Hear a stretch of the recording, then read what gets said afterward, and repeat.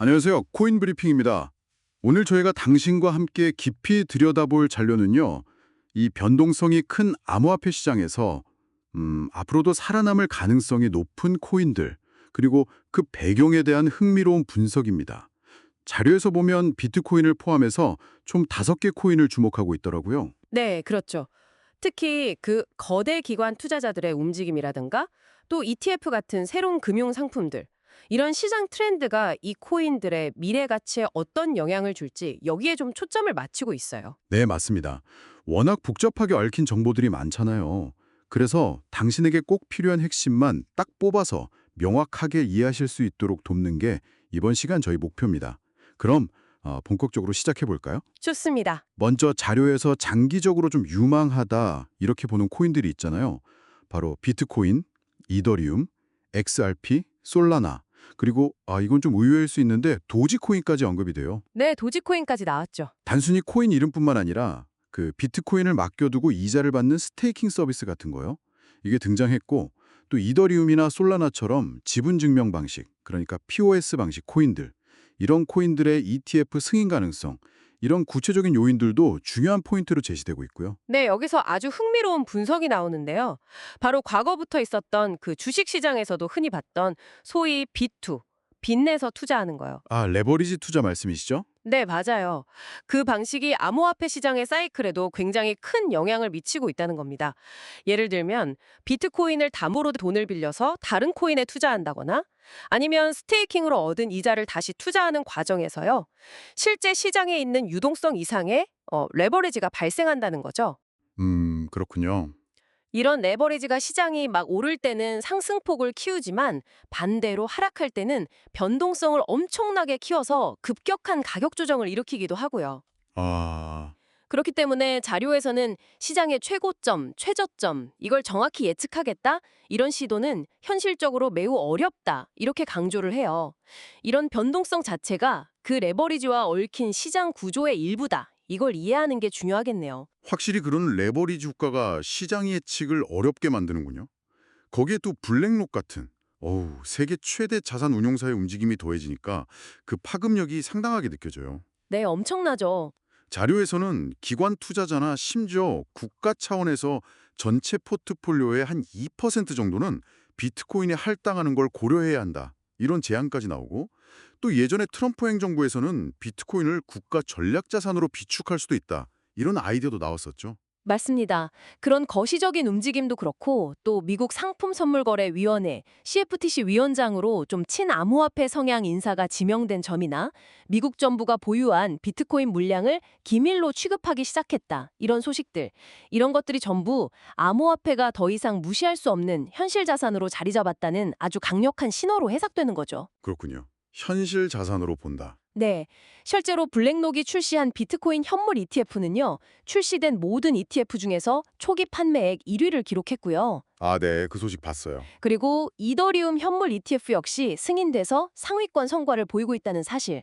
이게 바로 기관 자금이 이제 본격적으로 들어오고 있다는 걸 명확히 보여주는 증거입니다. 기관 자금 유입이 확실해지고 있다. 네, 이 점이 중요한 이유는 단순히 돈이 들어온다 이걸 넘어서 기관의 참여가 시장의 신뢰도를 높이고 장기적인 안정성을 더할 수 있기 때문이에요. 앞으로는 상위 10개나 20개 주요 코인을 묶어서 투자하는 그런 지수형 ETF가 출시된다면 자금은 소수의 검증된 우련 코인으로 더욱 집중될 가능성이 크다 이렇게 분석하고 있습니다. 그렇군요. 기관 자금 유입하고 ETF가 결국 소수 우량 코인 중심의 시장 재편을 가속화할 수 있다. 이 말씀이시네요. 네, 그렇게 볼 수 있죠. 그럼 이런 상황에서 개인 투자자들, 특히 알트코인에 관심 있는 당신은 어떤 전략을 취해야 할까요? 자료에 보면 많은 투자자들이 소위 밈코인, 그러니까 인터넷 유행 타는 코인으로 처음 시장에 발을 들인다고 하던데요. 네, 자료가 바로 그 점을 지적해요. 밈코인이 단기적으로는 뭐 엄청난 수익률을 보여주기도 하지만 그만큼 변동성이 너무 심하고 또 내재 가치가 불명확한 경우가 많아서 위험성이 높다고 경고합니다. 하긴 그렇죠. 위험하죠. 실제로 많은 밈코인 투자자들이 결국에는 비트코인이나 이더리움 같은 상대적으로 좀 안정적인 주요 코인으로 자금을 옮기는 경향을 보인다. 이런 분석도 있고요. 결국엔 그리로 가는군요. 네, 그래서 장기적인 관점에서 성공적인 투자를 하려면 다음 세 가지 기준을 통과한 알트코인에 집중하는 게 현명하다. 이렇게 조언합니다. 첫째는 명확한 사용처가 있고 기술적으로 우수한가, 즉 펀더멘탈이 탄탄한가. 펀더멘탈. 중요하죠. 둘째, 기관 투자자들이 실제로 주목하고 투자하는가. 예를 들어 ETF 편입 가능성이 있거나 이미 편입된 경우. 기관의 선택은 그 자체로 엄격한 검증 과정을 거쳤다는 의미가 될 수 있으니까요. 기관의 선택이 하나의 기준이 될 수 있겠네요. 그렇죠. 셋째는 오랜 기간 시장이 오르락내리락 하는 속에서도 살아남아서 가치를 증명했는가. 이 생존력입니다. 생존력. 네. 이 기준들에 비춰보면 이더리움, XRP, 솔라나가 유망하다고 평가받고요. 논란의 여지는 좀 있지만 도지코인 역시 오랜 기간 살아남았다는 점에서 언급이 되는 거죠. 솔라나는 특히 요즘 좀 주목받는 것 같던데요. 네, 맞아요. 특히 솔라나 같은 경우는 최근 밈코인 열풍 속에서 엄청난 거래량을 처리하면서 빠른 속도, 낮은 수수료, 이런 기술적 강점을 실전에서 증명했다는 평가를 받아요.